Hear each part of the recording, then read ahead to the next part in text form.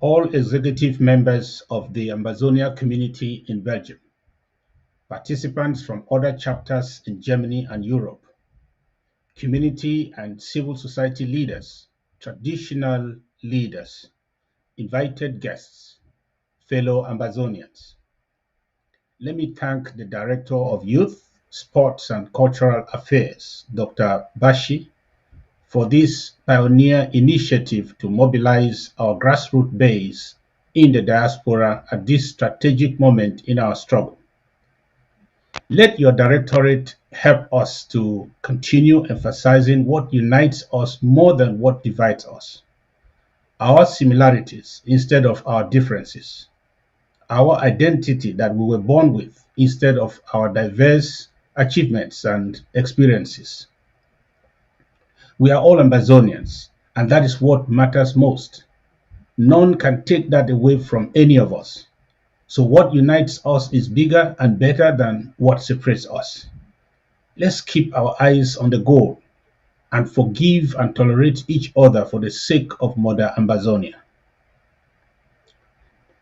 Dear supporters of our struggle in Europe, concerning the prosecution of our struggle, it was wise to place your bet on many horses at the beginning, but 7 years later, it will make sense to narrow down your bet on the horse or horses that are still active in the race, unless you are calling off the race, and that will mean surrender. The IG is still championing this race, and I invite you all to bet on the IG horse. We shall not fail Ambazonia. Permit me to ask you this question. If your boat capsized in the Mediterranean Sea, not too far from the shore, can you give up or be distracted from swimming ashore just because of the words, actions, or behaviors of anyone? And will your answer be different if the person trying to discourage you was in the water or on the shore? No, of course. No words, thoughts, or actions would matter more than your resolve to swim ashore because you are aware of the danger that faces you. For you to abandon this survival endeavor we call Ambazonia because of what somebody else did or said does not make sense to anyone who is looking up to us for victory. That is the mindset we should all have as Ambazonians. That is the message you are sending out from Berlin to all Ambazonians today. Fellow countrymen and women, we are at a very crucial time in the history of our God-ordained struggle. The moment is a make or mar moment. Our collective resolve has been tried and tested by time, by diverse pressures, by many afflictions, by evil men and women, and by predatory systems. But if we are still here fighting, it is because we have survived, or should I say triumphed, through many deadly waves. You and I chose to live by the truth and for the truth, opposing all organized attempts to deny the truth, distort it, manipulate it, or bury it. We are all refugees without a free land. Unfortunately, some of our comrades won't mind to abandon the truth and sell it for some crumbs falling from our enemy's table. They agree with those who pray us to sacrifice the truth of our history, accept internal fixes such as the spurious 1961 federal system, forgetting that that federation was a pretext and part of La République du Cameroon grand scheme to annex and assimilate us. As far as La République du Cameroon is concerned, it never happened. The pretext was set in their annexationist constitution of September 1961, following which Ahidjo appointed our Prime Minister, Augustin Gomjoa, dissolved our institutions, and political parties. Before annexation, we elected our premier. After annexation, La République du Cameroon appointed our premier and dismissed him at will. Today, some want to prescribe the same failed medication as the right treatment for our demise.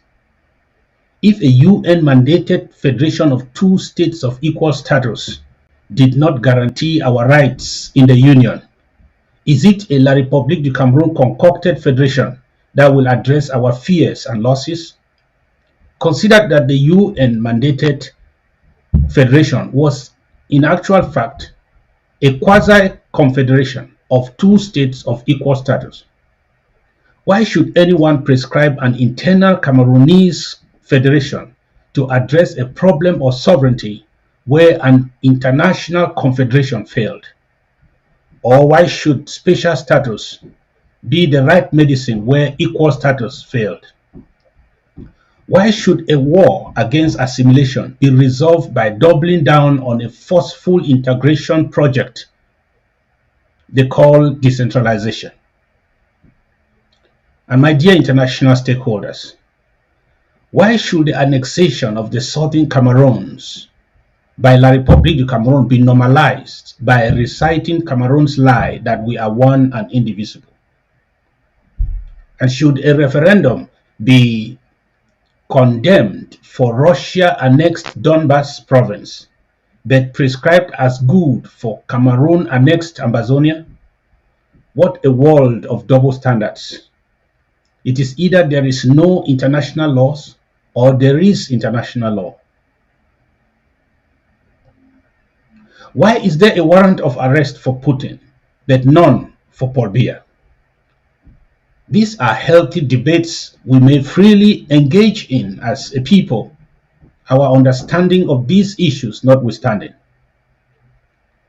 We are free to disagree on this journey without throwing in the towel. We must not allow our differences and preferences, however, or our understanding of the issues, our ties with individuals, our choices on this slippery slope, and our errors in judgment to remove us away from our mission to support our dying people. We must fight till victory comes. Everyone and everything that is helping us to win La République du Cameroon is good for Ambazonia. That is why we must tolerate each other and all who are fighting La République du Cameroon on the ground or in the diaspora, whether they like us or not, however they offend us or not. The bottom line is, if they are also enemies of our enemy, then it is the right thing to do. When it comes to an existential struggle like ours, the enemy of our enemy should be our friend. The reset of the IG in 2019 took place here in Germany, in Berlin. I hope this initiative here today will have a domino effect in the struggle as we mobilize towards the all-European 1st October independence celebration. Let me also challenge other chapters to contact the Diaska at the presidency to help organize such activities across our chapters in the Americas, Africa, and Asia. I use this opportunity to call on all our ambassadors, government officials, and patriotic supporters to begin planning and mobilization towards a triumphant 1st October 2023 in our various chapters. The cabinet will also be meeting in the United States physically, as has been happening every year. But this year's event carry a greater significance as we shall be celebrating the year of acceleration. The Ukrainian war has eclipsed all other wars or crises going on now in the world. It is time for Ambazonians to come out and scream the loudest and be heard, because the ongoing genocide in Ambazonia did not stop since the world turned their cameras to Ukraine. If the victims are silent, consciences will be quieted and the world will forget them. Let us mobilize till victory comes. Long live the Federal Republic of Ambazonia, and God bless you all.